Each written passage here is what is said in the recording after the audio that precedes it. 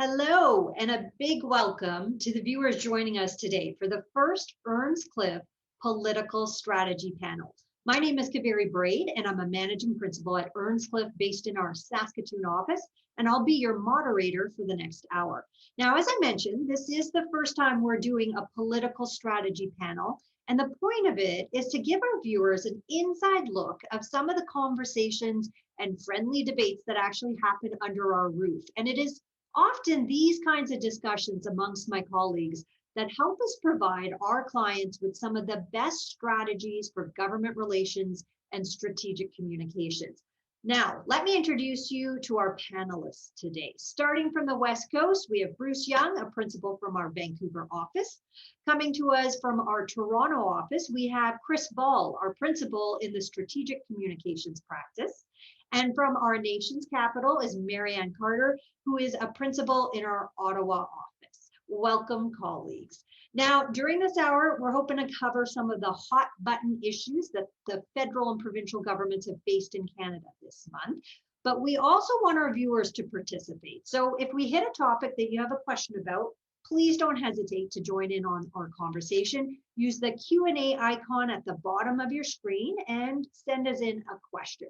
My colleague Marianne Carter will be monitoring the questions coming in and will definitely make time to answer some of them.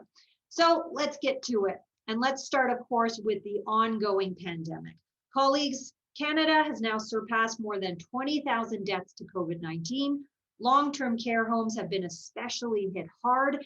And, you know, I've heard heartbreaking stories across the country of families not being able to see their elderly family members before they die. The pandemic has also taken a toll on mental health, on education, basically every aspect of our daily lives. But what has this pandemic meant to our political process? Chris, I'm going to start with you on this.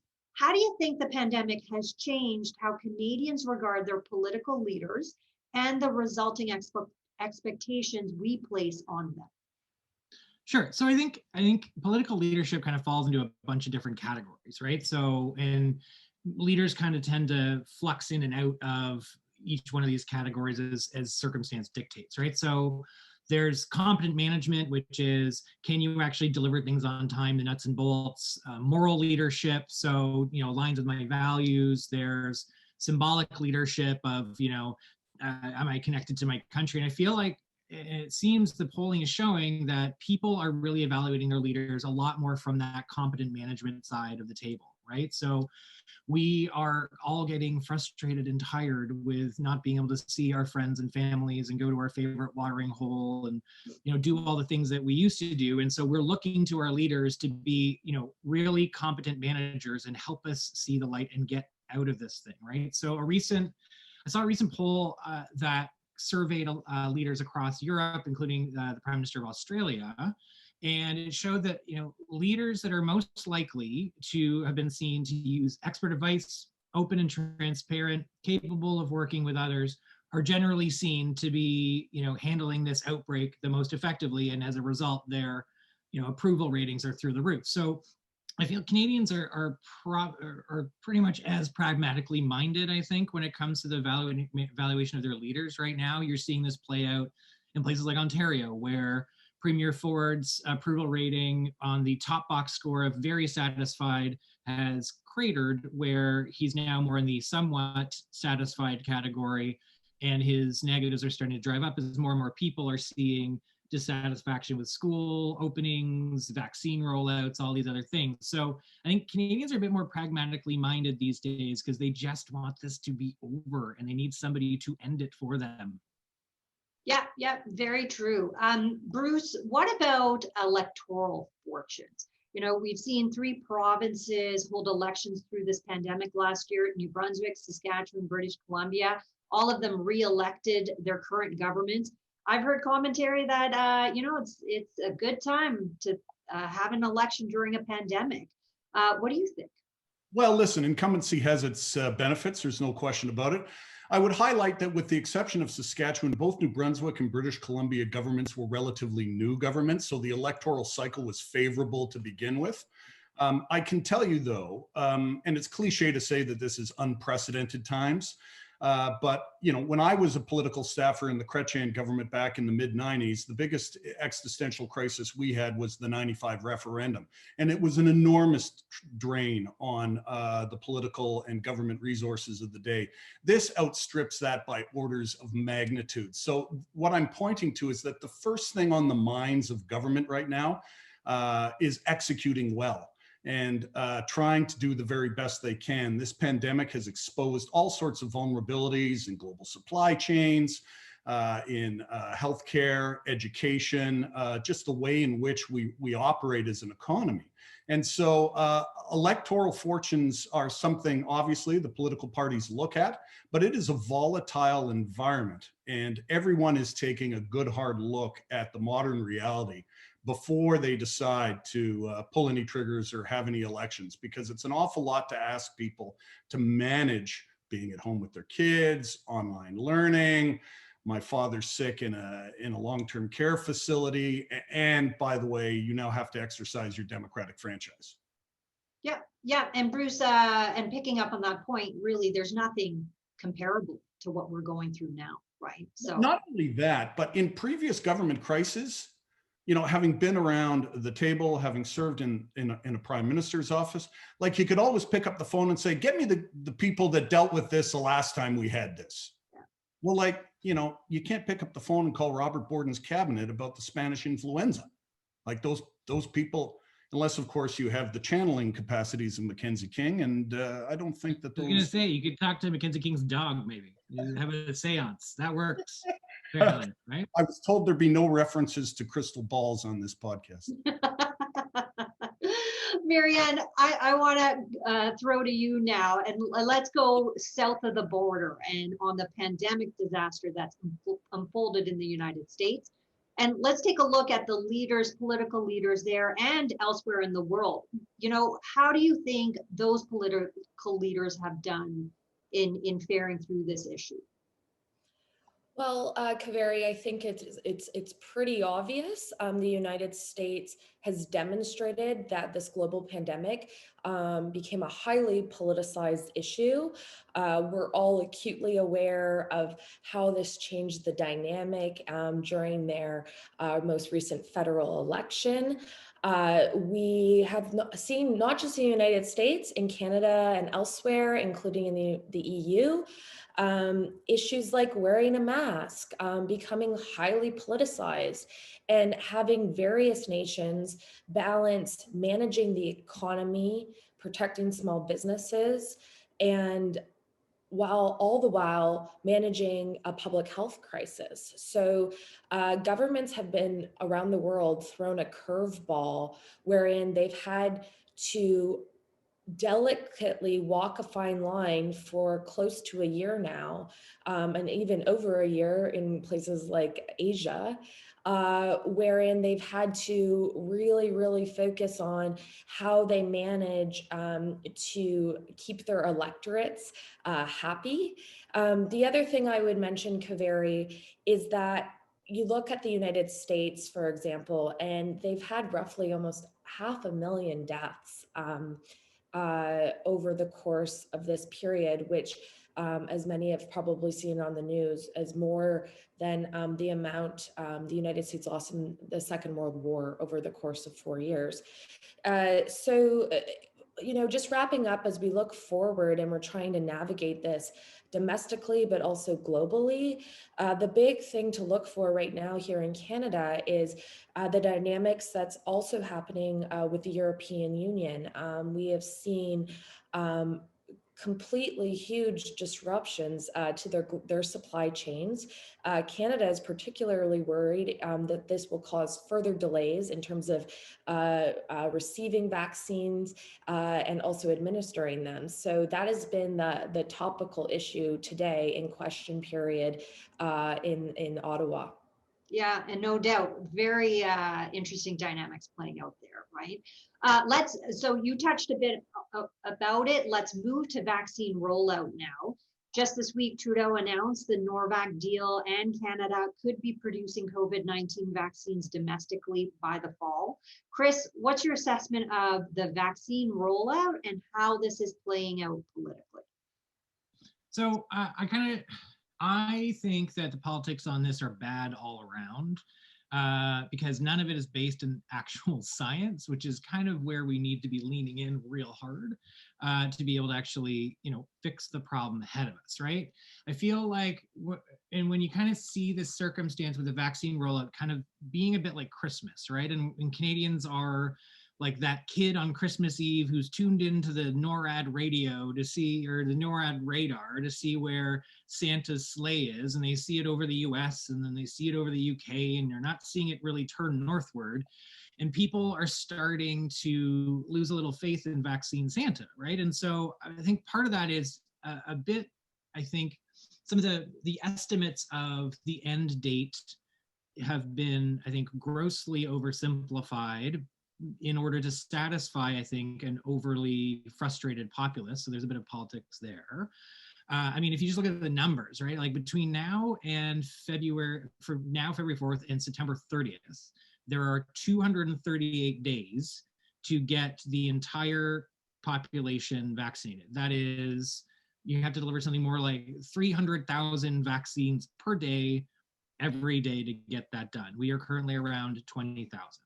Right? And so there are real logistical challenges here, and not to let anybody off the hook, but I feel like some of the hot rhetoric around it is not science-based, and I think has overshot the mark. Like, for example, like the opposition, to give them a little bit of a dig as well. I mean, all of the recent chest beating around calling up the CEO of Pfizer as if somehow that phone call will make him cough up his Belgian waffles, and all of a sudden, oh, you know what? You're right. I'll go ahead and, fix all my supply chain issues right now because, Doug Ford picked up the phone. I don't think that's realistic, and I think it sets up people for a fall, and it sets all parties, I think, on a path towards political disaster, because it sets a whole bunch of expectations that just can't be met, and they're unrealistic. Yeah, very true. Bruce, I saw you nodding there. Do you want to get in on this? Like, how is this politically playing out? Listen, I think that's right. We're dealing with impatience. It's a fundamental underpinning of modern society. If you go back to my great-grandparents' generation, when their children went off to World War II, they didn't see them for 4 years. But now the universe is, we want everything right now, or yesterday. And so that's a modern reality that both opposition politicians and governments have to deal with in this country. And we should just understand it. We can be satisfied or dissatisfied. I wonder sometimes if, listen, vaccine acquisition and distribution is not as simple as ordering a pizza. If it was, I'd be on it. Believe me, I have very few skills, but ordering pizza is one of them. Communicating all the vagaries of supply chain and global issues, policy challenges dating back, 3 generations of governments around domestic vaccine production are all coming to roost now in 2020 and 2021. I am an optimist. I remain optimistic. But what is happening clearly is the vaccine issue is causing profound challenges, not only for government to acquire them and distribute them and communicate around that, but also for opposition parties who need to be seen to have the right tone and tenor so as not to come across as like they're somehow cheering for the government or governments to fail. And the final thing I would say, in a spirit of multi-partisanship or non-partisanship, I actually believe that all the provincial premiers and the government of Canada are doing their very best in an unbelievably difficult and unprecedented set of circumstances. And I haven't heard a whole lot of, what more could we be doing other than that this current state of play is unsatisfactory, which obviously it is, and it will be until we have herd immunity. And there's a whole piece, sorry, but just to jump in here, there's a whole piece around just the overall public dialogue about this, right? And the overall, the pundit class, of which I am a member, needs to do a better job of talking about this from a scientific perspective, right? And this issue tends to get covered so much in the political side of journalism and in the political side of punditry, and less from a public health perspective. And I think that's to the detriment of Canadians. I think that's also to the detriment of all parties who are, I think, in most cases, earnestly trying to fix the problem. They may have different ways of doing it, but I think they are hopefully earnestly trying to do it. So I think we got to up our game all around, right? Sure. Sure. Okay, so I'm gonna keep with this a little bit. And Bruce, you kind of alluded to the relationship between the premiers and the prime minister. So let's take a deeper look at the political leaders and handling this pandemic. Have you seen cooperation amongst the premiers and the prime minister or the leaders of the federal parties? And do you think it's been successful so far?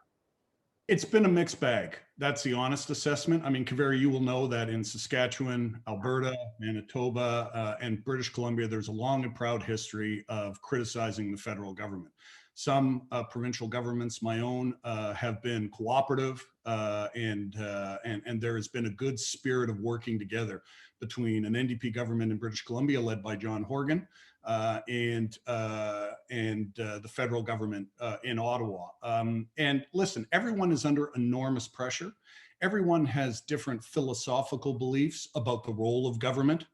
I mean, we practically nationalized the payroll in the last 12 months.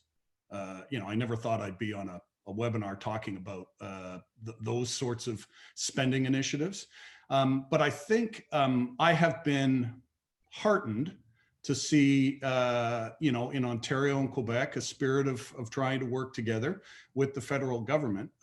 Governments have a responsibility to all voters. And, in some of the research that I've seen, and some of the research certainly that our public opinion research team, Stephanie Constable and Doug Anderson and Alan Gregg have done, we've seen that Canadians really want governments to work together and to put the partisan jabs aside for the time being. There will be plenty of time for that. But let's get through this crisis in the meantime. Yeah. Bruce also gets $1 every time he brings up Steph or Doug's work on the POR side, just so you know. Marianne, what do you think? Do you agree with our leader, with Bruce, in regards to how the leaders of the federal party are cooperating right now? And do you think it's been successful? Well, there's this framing that we like to say here in Ottawa, and we refer to it as the Ottawa bubble. And I think what we all need to remember is most Canadians are not actively tuning in to Question Period every day, like the political dorks that we are, moderating the tone and responses from the various opposition parties and how they're digging the government on this. One thing I would mention, and it's more of a tonality piece around public dialogue, but what we've seen here in terms of the political narrative, but also we've heard it around the world, is this idea of unity. And I think we all know Canada is a very large country. And personally, I don't think it's fair to say that people in downtown Toronto are experiencing this in the same way that, my family in St. John's, Newfoundland is. I was mentioning to colleagues a few days ago that I have family still going out to pubs and having a beer and listening to live music as long as they don't dance, while I'm here on the Quebec side with an 8 p.m. curfew. And I think it really depends where you're residing, whether it's in the northern part of our country, in rural or remote areas. The feeling of this, of whether you have access to healthcare facilities, your broadband access, is sometimes lost in that unity dialogue that the politicians keep referring to. I think partisan politics are going to play out in any sort of dialogue of the day. So I think Bruce is very much right to say there's these cleavages in what's been happening. But I think based on the public opinion polling, we have seen that most Canadians would prefer that politicos put the partisanship aside and focus on this public health crisis. Yeah, absolutely. Chris, what do you think? I've seen you fly your orange colors proudly from time to time. She's talking about my Twitter. Yeah, I mean, listen, I feel like, nobody wants to bet against success, right? Nobody wants to bet against us getting through this. Nobody wants to stick their hand up and be that guy. But I think, Mary Ann's point is astute in the fact that, yeah, not everybody's experiencing this the same way. If I'm a frontline worker, especially in certain pockets in Toronto, if I'm a person of color, I'm experiencing a pandemic far different than anybody else. And I feel that the message of we're all in this together has now become we're all in this together. When you see stories coming out, like, and again, this kind of goes back to my earlier point about like upping our game a bit on how we analyze these things from both like a science-based but an economic perspective. Like when I see stories about snowbirds lobbying and all, and great, you have the money to do that. They're lobbying for these quote unquote oppressive regulations so they can't travel back and forth between Canada and the United States during a global pandemic.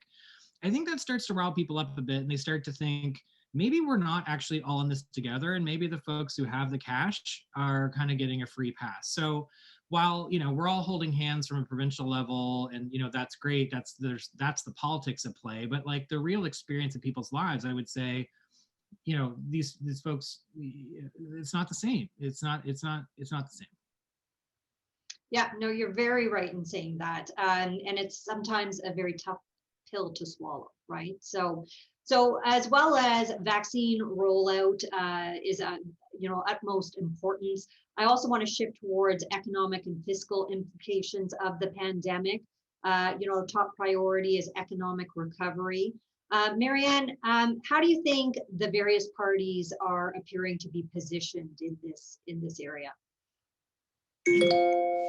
Yeah, so I think very like going back to my earlier point about the politicization of the crisis, we're seeing more of a focus now as we're approaching a year of lockdown essentially in Canada, on how long can this be sustainable? And the dynamic between, it's not just the federal players, but the provincial and municipal players in playing chicken. And what I mean by that is, oh, this is a provincial jurisdiction versus, oh, this isn't my problem, this is a federal issue. And I would say that in that respect, there essentially is a focus now going forward on how the economy is going to be managed in 2021. I would remind folks, we did not have a federal budget in 2020. We are like millions of Canadians are unemployed or underemployed currently, with very little sign of getting back to work, if they're particularly in the restaurant or service industry, not to mention in the travel and tourism sectors. But look, on the flip side of that, we're seeing this bizarre phenomenon where there's basically been a global financial crisis. We haven't seen the drop that we probably have anticipated, but the stock market has had like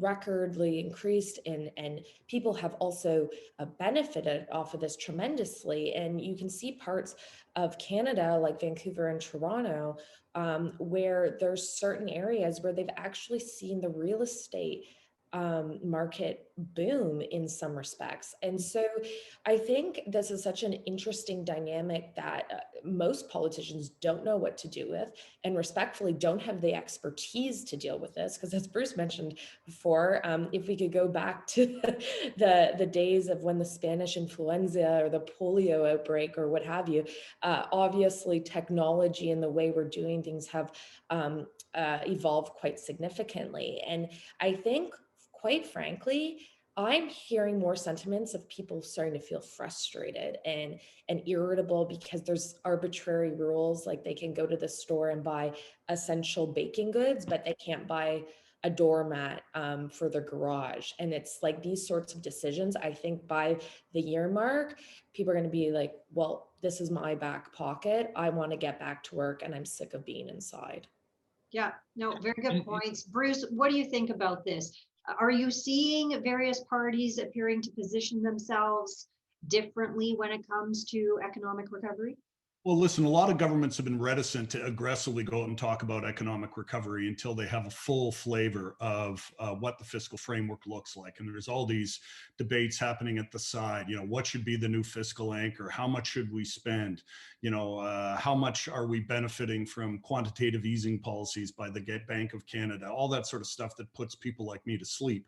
But those are the discussions that are having. The thing that is interesting to me, and Marianne and I were talking about this the other day, you know, I read an interesting report by the BC Women's Health Foundation about the disproportionate impact that this pandemic has had on the health and economic aspirations of women in particular.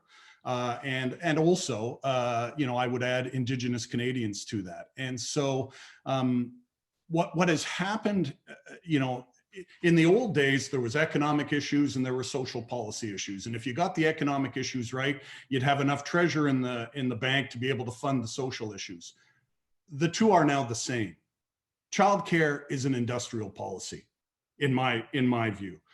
Investments in people is now a principal point of what the economic recovery will look like. And as someone, you know, who worked in government in the 90s and the early 2000s, it was very different. It was the same party in government in Ottawa, but the philosophical approach for the times now is just fundamentally different than it was before. And so that's caused by necessity a lot of innovation in thinking about what the role of government is. How much should government spend? You know, how much can we borrow? When are we going to have to pay it all back? And what are the good things we need to do as a country to make sure that we maintain social cohesion? Because we've seen south of the border what happens when there is much less social cohesion, right? You end up getting a bunch of angry middle-class people storming the Congress. You know, listen, we have a long and proud history of peaceful protests in this country, and sometimes the protests are not as peaceful as we'd like them to be. But there's not a day that I don't wake up thankful that I live in a country that values peace, order, and good government. Yeah, Chris, really quickly, do you want in on this? Yeah, I mean, I don't think that we should overestimate this idea that somehow, you know, Canada is immune to these forces that we're seeing, right? Like, I took a walk down Trinity Bellwoods Park the other day, and I was met with a protest 200 strong of anti-maskers and pro-freedom advocates and whatnot. We can write them all off, obviously, is like wackadoos or whatever we want to call them. But at the end, the fundamental heart of it all is people feel left behind. Like, I've been following the GameStop, right? The GameStop stock, you know, people who've been pumping that stock up. That's not just an SEC thing. That's not just like a practical, like, oh, these people have taken over the stock market, they're manipulating stocks. There's a class thing happening here, right? People are feeling ticked off because they have been left behind over and over and over again. And what we're seeing now is that people are more willing to take matters into their own hands. And that's part of the danger point, right? That's part of the, like, how do we actually meet people where they are and where they live and recognize their reality and fix their reality versus just, you know, holding on to some of these fantasies that we have that somehow we're okay over here in Canada, because we're not, and not to be the doomsayer, but, you know, let's just have that honest conversation, can't we? Yeah, no, absolutely. Sorry, Marianne, I was gonna come to you because I'm seeing a bunch of questions come in, and I do want our viewers to get in on this. Any questions you want to highlight? There's lots of questions. Okay. And maybe we should stay on the vaccine political train for a second. Okay, so do you think that there is any truth to the talk that September was chosen as an articulated date of vaccination because the Liberals did focus groups and found this was the time horizon of tolerance by the public? Interesting question on timing. Bruce, you want in on that? Well, having been in government, I think the short answer to the question is no, as long as there's no follow-up questions. But what I would say is, boy, if that was the determinant, boy, oh boy, what a pile of crap you're going to have to deal with if you don't live up to it by September, right? I think the more plausible answer is that there was a body of scientific evidence and advice given based on contracts signed and reliability of global supply chain and a whole machinery of government approach that led them to believe that they thought with some degree of comfort they could do it by the end of September or sooner. I mean, listen, governments do focus groups, but they do focus groups to test their policy compunctions that they've already arrived at. Everyone thinks, they found something good in polling and they decided to roll with it. I mean, listen, I give enormous amount of credit to Brian Mulroney. He saw in focus groups how lousy the GST was, but Bubba went and did it anyway because he thought it was in the best interest of Canada's fiscal position at the time. More of that makes old hardened operatives like me happy. Okay, thanks for your answer, Bruce. Marianne, one more. Can we on either vaccine rollout or maybe how political leaders are faring in the country? Okay, this is a good one, and I'm going to read it verbatim. Full transparency. I work in the innovative pharmaceutical industry as well as a recovering provincial political staffer. My question is, will Canada ever be open to working with our industry to better support acquisitions of innovative medicines and vaccines to create a proper supply chain and enhanced research and development? France, Belgium also have agreements in place to work collaboratively with our industry. Will Canada ever get there? Good question. Chris, what's your perspective on this? I think I think Bruce is probably better situated to talk about the mechanics from a government side, but from my perspective, I would say, sure, there'd probably be a willingness for the government to collaborate to be able to shore up its supply chain. You've seen them try to sign a number of agreements recently and in the early spring around vaccine development and broader collaboration. There's obviously a number of other factors that play with the EU and et cetera, et cetera.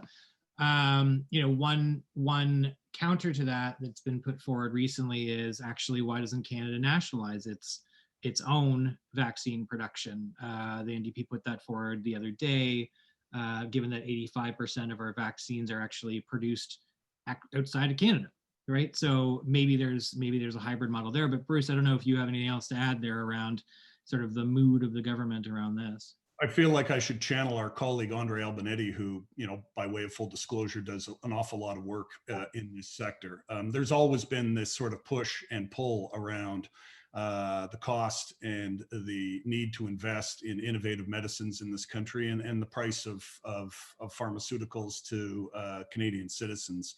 I am by no means an expert. I would like to think that we can be optimistic based on having come through this crisis, that things may have to be done a little differently and in the future. But I am by no means a pharmaceutical policy expert. We have some, I work with them, but it is a challenge. And you have lots of counter pressure, as Chris Risley points out. There's people that want to have a national pharmacare program. There's people that are opposed to it. I think the industry is opposed to it. And so it's a challenging, it's one of a series of challenging public policy questions that is inextricably linked to both health policy, economic policy, and the general well-being of the Canadian public. Okay, thanks, Bruce. Great.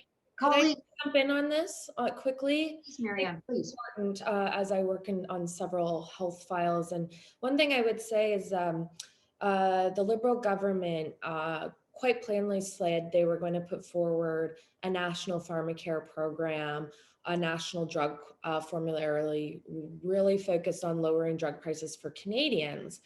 But in many ways, that platform promise and alluding to that in various federal budgets over the last couple of years was somewhat disconnected to the attracting investment to our country in terms of research and development and the jobs that it provides for Canadians in features like the GTA and Montreal and the Vancouver area. What I would just say is this pandemic, I think, has demonstrated that pharma or innovative pharmaceuticals have come to the plate in terms of building partnerships with government and different players in Canada on a variety of fronts, and sort of has flip this narrative on its backside in a positive way to say, we're ready to work. These are global companies and we have a presence here, but we also have a great deal of Canadian talent in this space. And that's why we want to invest here. So I think it's also focusing the government to take a closer look on before, going forward with a blanket pharmacare program, that sort of thing, wherein, there's a lot of disagreement across the country on what that would look like from a provincial perspective. But it's provided a lens I don't think we could have anticipated a year ago. Yeah, very good point, Marianne. Colleagues, I want to stay with the theme a bit on our political leaders, and I want to ask about Erin O'Toole in particular, and his apparent shift to the center and his denouncement of far-right radicalism. Marianne, I'm going to come back to you. Do you think there's a Trump effect here? I love that question. I'll just be really blunt about it, Kaveri. I find when we make these, and when I say we, I see in the public dialogue and sometimes in media, that any sort of conservative leader in this country is somehow Trumpian. I think that's lazy analysis, quite frankly. I don't think Erin O'Toole is anywhere near Donald Trump in any shape or form. In fact, I actually think he is trying to bring this big tent party together. We have seen, I saw a tweet this morning of sort of somewhat taking the tone of the high road in terms of vaccine development, not finger pointing, no partisanship. There's a lot of issues around social policy, whether it's women's right to choose or gay marriage or any of these things that social conservatives sometimes bring up that is not the tone of the majority of the party. O'Toole has done a very good job right off the bat, being very clear that he's not going to stand for any of that. And I think we are seeing a departure from the tone of under Scheer, and he's really trying to bring that centrist dynamic back. So to make a sort of Trumpian analogy, I frankly just think it's lazy. Okay, I tend to agree with you. Bruce, Bruce, like, what do you think? Do you see Liberals see an opportunity here? Well, sure. I mean, listen, any political party that's an incumbent sees an opportunity when they have a new leader of the opposition. No better example than Mr. Chrétien being challenged by Stockwell Day to call an election, Mr. Chrétien clicking his heels, going to see the Governor General, and then winning majority government. And so it takes a while to find your footing when you're new. And, the team around you matters. In the case of the Prime Minister, he has a team of people that he's worked with by and large since 2006 and the Gerard Kennedy leadership campaign. And so there's a lot of comfort. They're like a 1972 studio band backing up the Rolling Stones. They know and are comfortable with each other. And it takes a while to get that harmony in a political machine. But listen, to go mechanically, political parties have their base. Political parties have an available pool of voters. The job of political parties is to expand their available pool of voters. When you get enough of an available pool of voters in a particular constituency, it becomes a target riding. The target ridings get additional resources, funding, canvassing, digital, leaders' visits, all that sort of stuff. And so it shouldn't be a surprise that the Conservative leader is trying to go where he thinks the Canadian populace is. And the Canadian populace will have to decide if they want to vote for a party that is going in that direction because they think that's where the votes are, or to vote for a party that is in the middle because that's what it believes. Right. Chris, I want your perspective on this. What do you think about Erin O'Toole's positioning during the Conservative leadership and his apparent change of heart now? There's a couple of things.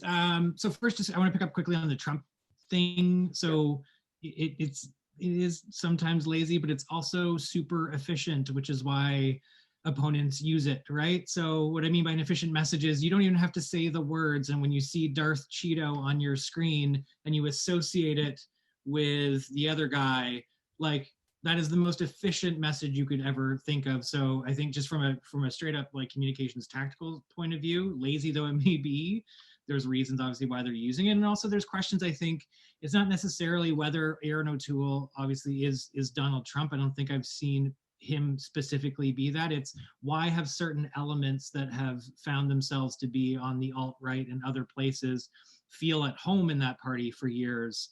But I will give credit to O'Toole for, you know, recent statements about sort of, you know, purging these elements from the party, though, you know, the devil's in the details on that. On the positioning of leadership versus, you know, election, I mean, a leadership contest is a whole different beast than an election, right? A leadership contest is, you know, you're really going after a concentric circles of partisans, right? And so whoever has the most money and the most influence within that small pool tends to be the people you go after, and those people tend to help you win the election, because depending on your party's rules, it's not always just about bringing more new people into the party.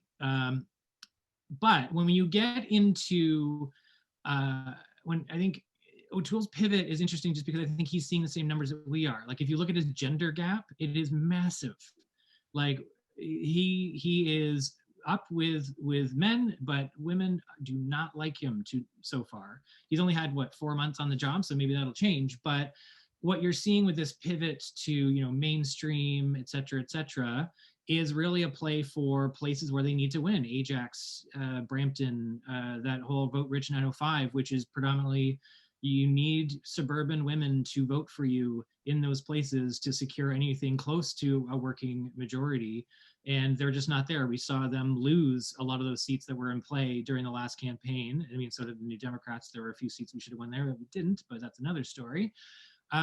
And so, yeah, I think he's seeing those numbers and he's going, something's got to change.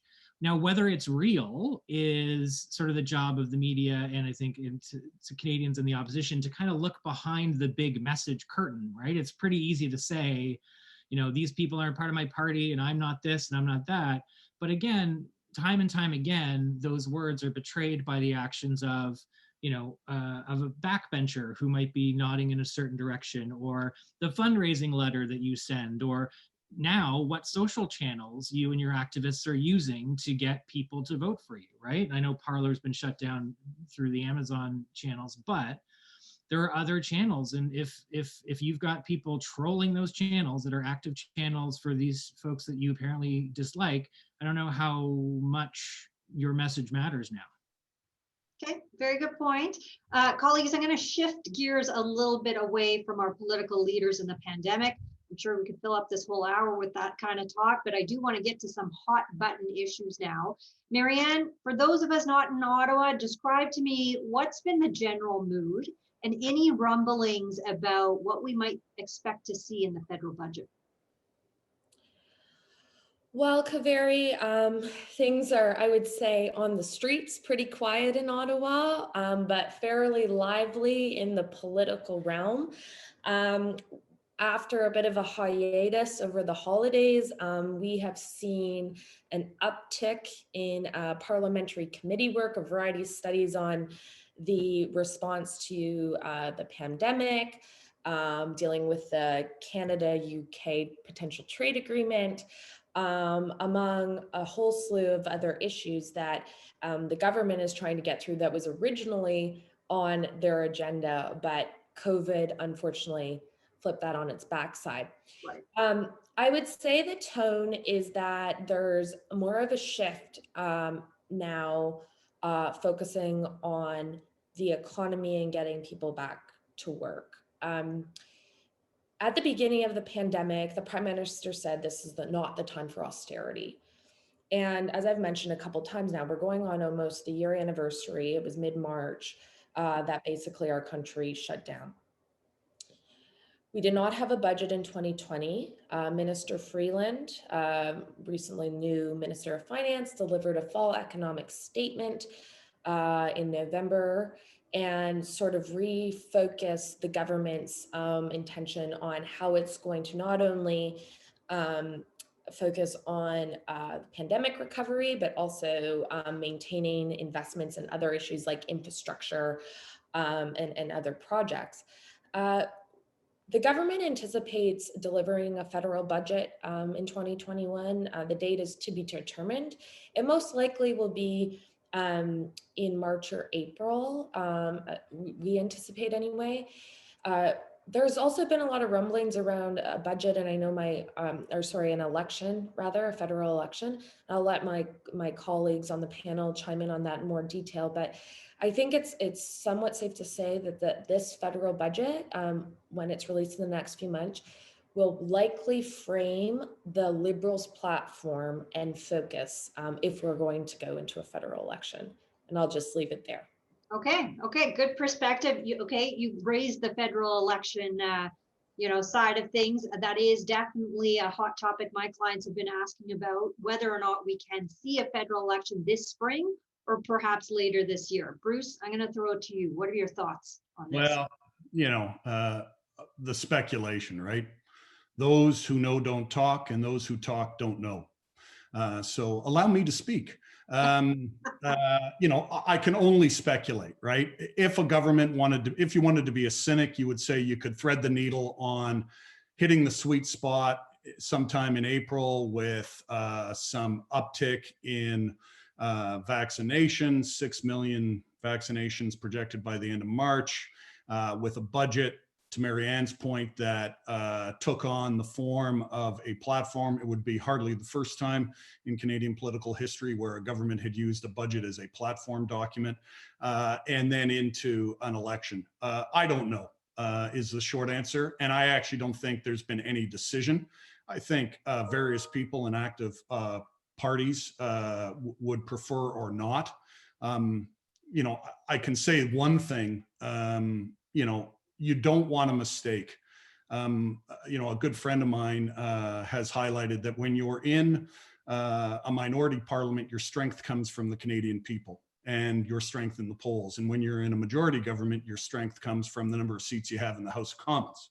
And so if the polling numbers with this notional 5-point lead that the federal Liberals have, my guess is they will have a budget that will pass, and that the Tories will criticize it for having done too much on the government side, and the NDP will criticize it for not having done enough. If I was a gambling man, and sometimes I am, I would say the fall is much more likely. But once again, I don't know. Okay. Chris, what about you? Are you seeing opposition parties starting to position themselves differently?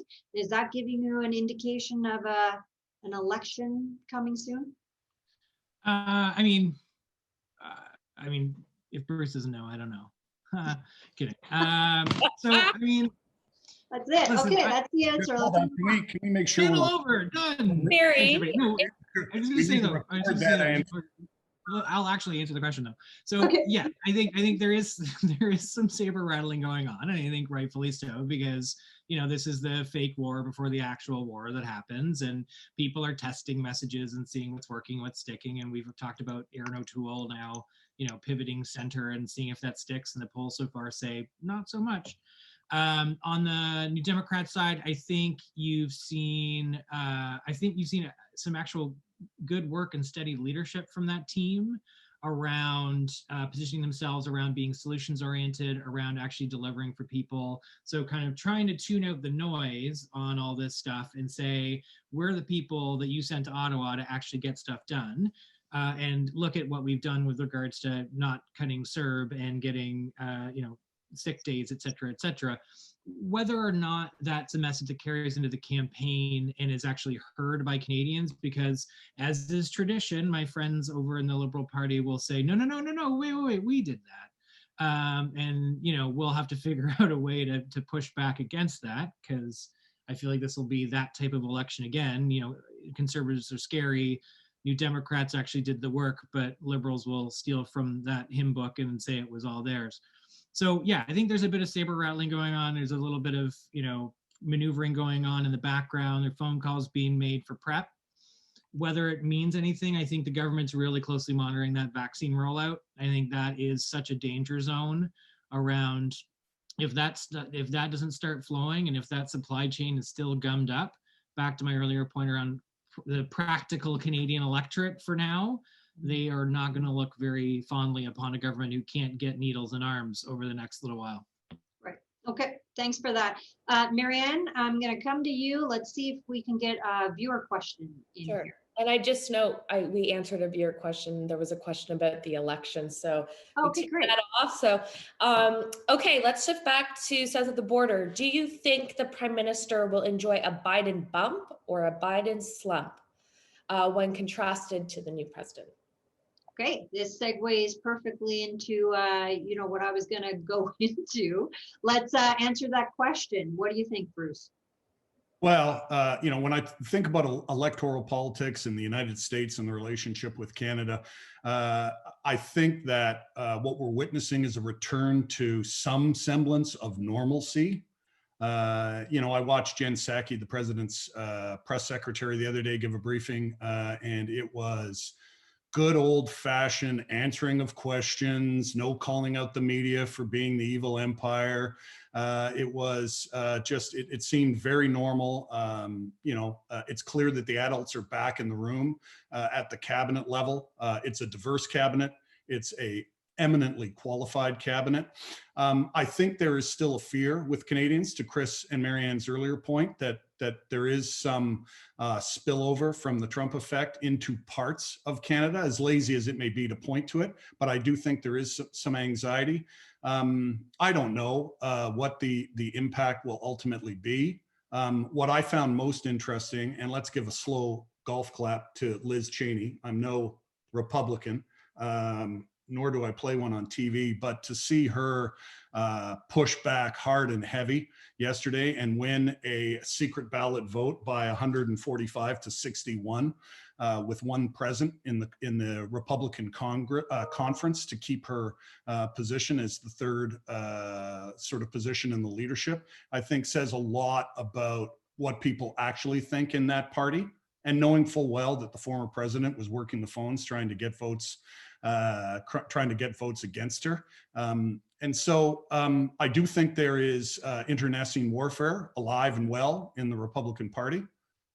And you hate to see that in parties that you don't support. It really does upset you.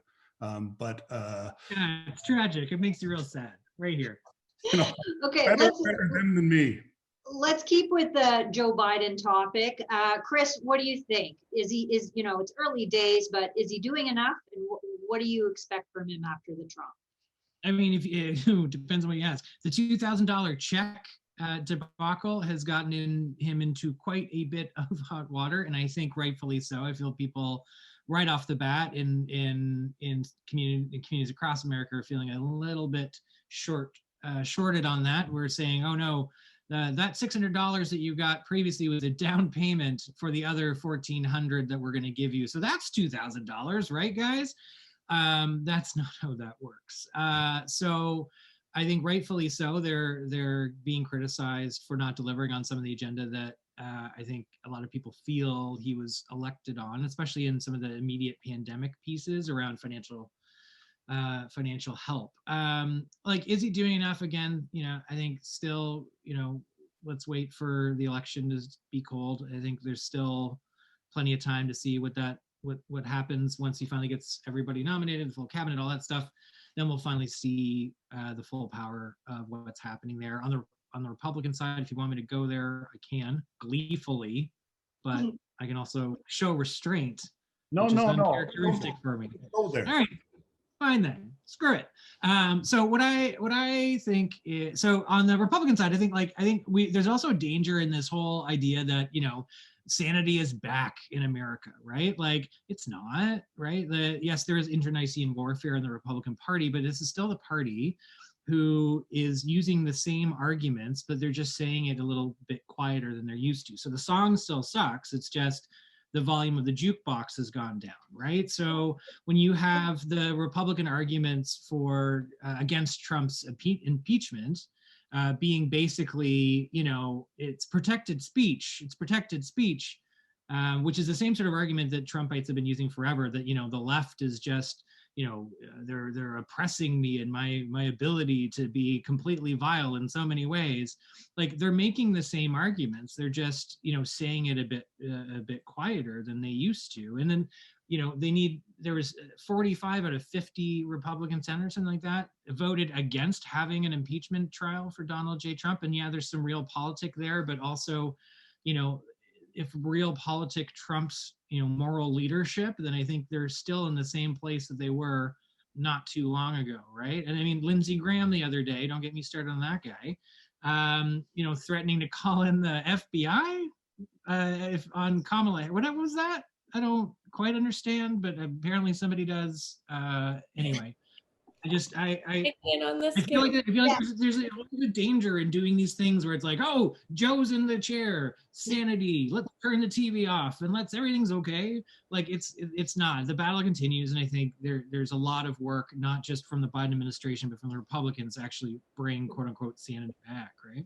Okay, thanks, Chris. I want to get Marianne in on this.